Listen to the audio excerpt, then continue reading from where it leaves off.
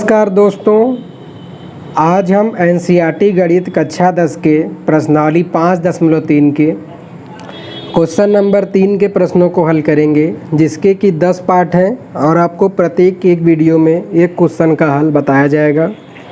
Question number 3 परीक्षा की दृष्टि से बहुत ही महत्वपूर्ण है, क्योंकि इन सभी 10 क्वेश्चनों को अगर आप अच्छे से समझ लेते हैं तो आपको इस प्रश्नावली में कोई भी दिक्कत नहीं आएगा, क्योंकि सभी क्वेश्चन सब अलग अलग तरीके के हैं।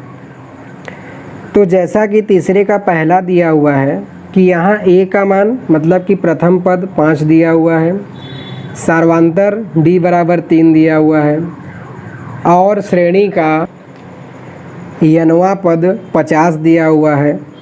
तो हमको श्रेणी के पदों की संख्या और श्रेणी के इससे जो श्रेणी बनेगी इससे उसके सभी पदों का योगफल ज्ञात करना है।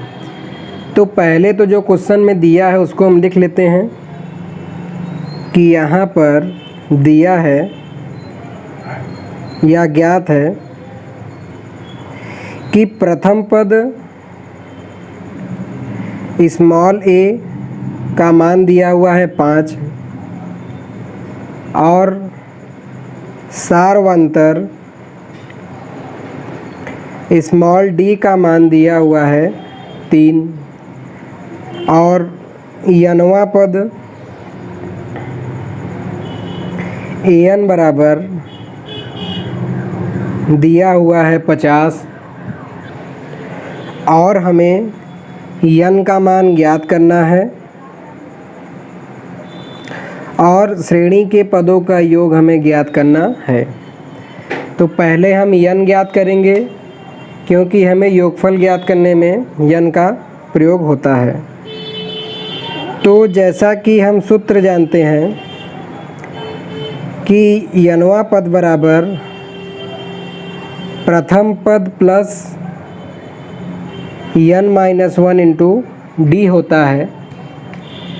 तो यहाँ पर n वां पद जैसा कि दिया हुआ है 50 बराबर हो जाएगा a जो कि है पहला पद प्लस n का मान ज्ञात ही करना है और d का मान है 3।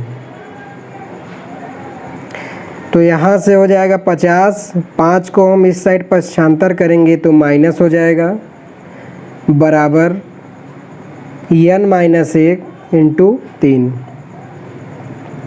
तो 50 में से 5 घटाएंगे तो आएगा 45 बराबर n-1 इंटू 3।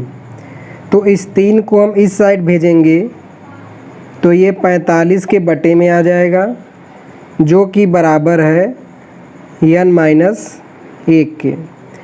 3 से काटेंगे तो 15 तियाँ 45, तो n-1 बराबर 15 और n का मान 1 उधर जाके ये जुट के 16 हो जाएगा। तो इस तरीके से श्रेणी में कुल पदों की संख्या 16 हो गई।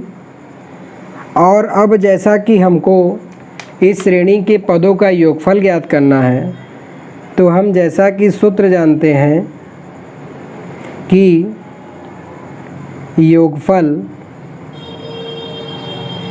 Sn बराबर होता है n/2 a प्लस l।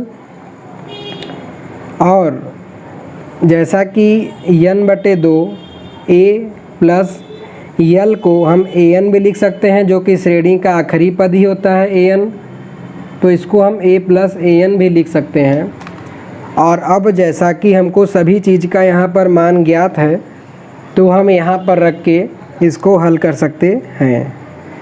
तो n का मान आया है 16/2, पहला पद है 5 प्लस n-वां पद है 50।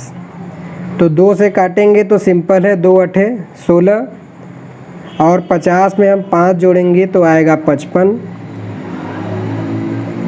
अब 55 में हम 8 से गुणा कर देंगे तो 8 5 40, 8 5 40 4 44। तो इस तरीके से इसका योगफल आ जाएगा 440। तो हम लिख सकते हैं कि अतः एपी के पदों की संख्या स्मॉल n बराबर 16 और एपी के पदों का योगफल SN बराबर 440। तो इस तरीके से क्वेश्चन नंबर 3 का पहला पार्ट हल हो जाता है। आशा करता हूँ कि बताया गया सवाल आपको समझ में आया होगा। तो प्लीज़ वीडियो को लाइक कीजिएगा, शेयर कीजिएगा और कमेंट कीजिएगा, और इसी तरीके से आगे आने वाले क्वेश्चन से अपडेट रहने के लिए चैनल को सब्सक्राइब कर लीजिएगा। So thanks for watching.